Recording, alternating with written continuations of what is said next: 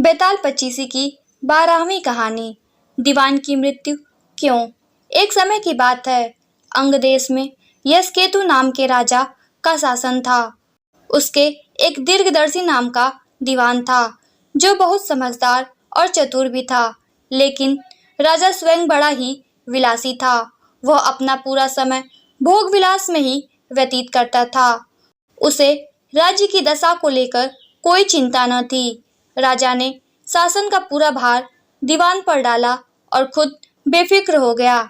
दीवान ने सोचा कि राजा के साथ रहने के कारण उसकी भी निंदा हो रही है, इसलिए उसने राज्य से बाहर चले जाने की सोची।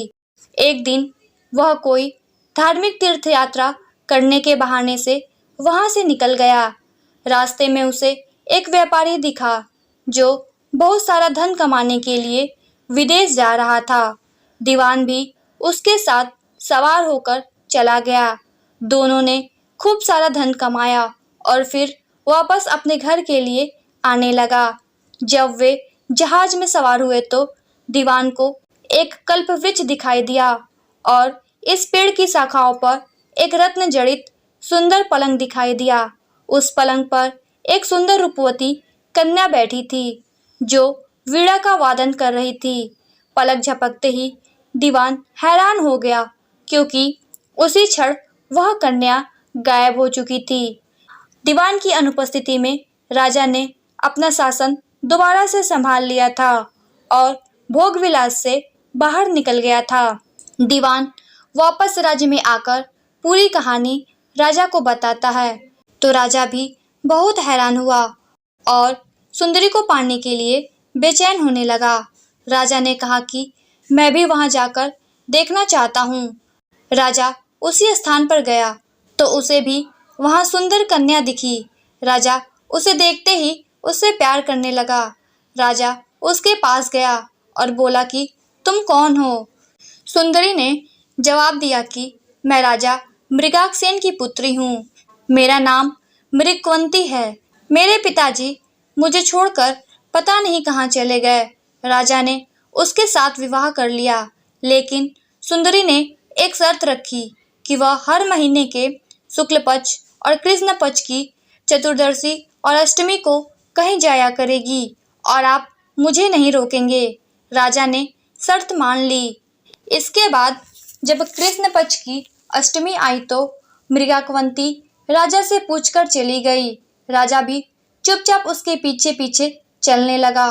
वहां पहुंचकर राजा ने देखा कि एक राक्षस मृगाक्षवंती को निगल गया। राजा को यह देख बहुत गुस्सा आया और उसने राक्षस का सिर काट डाला। इतने में मृगाक्षवंती सुरक्षित बाहर निकल आई। राजा हैरान हुआ और मृगाक्षवंती से पूछा कि ये क्या है। मृगाक्षवंती कहती है कि मेरे पिताजी कभी भी मेरे बिना भोजन नहीं करते थे।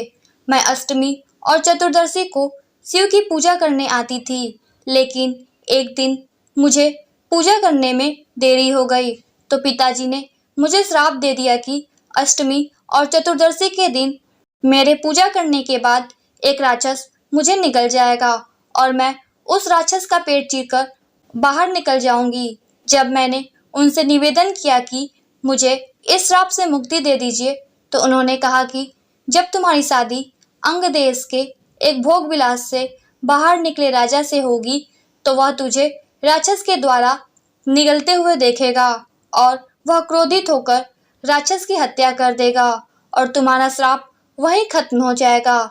इस तरह मृगाक्षवंती और राजा दोनों खुशी से वापस राज्य में आए। दीवान उन्हें देखकर चकित हुआ और शोक से उसका हृदय फट गया और उसकी मौत हो गई। बेताल ने राजा से पूछा कि बताओ राजा, दीवान को किस बात का शौक लगा था।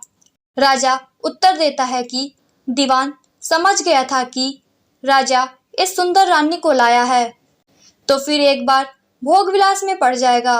इतना सुनकर बेताल भागकर पेड़ पर चढ़ गया और राजा उसे पकड़कर वापस लाया और अगली कहानी सुनाने को कहा। दोस्तों, अगर आप लोगों को यह कहानी अच्छी लगी तो इस वीडियो को लाइक कीजिएगा और बेताल पच्चीसी की अगली कहानी सुनने के लिए इस चैनल को सब्सक्राइब कीजिएगा। धन्यवाद।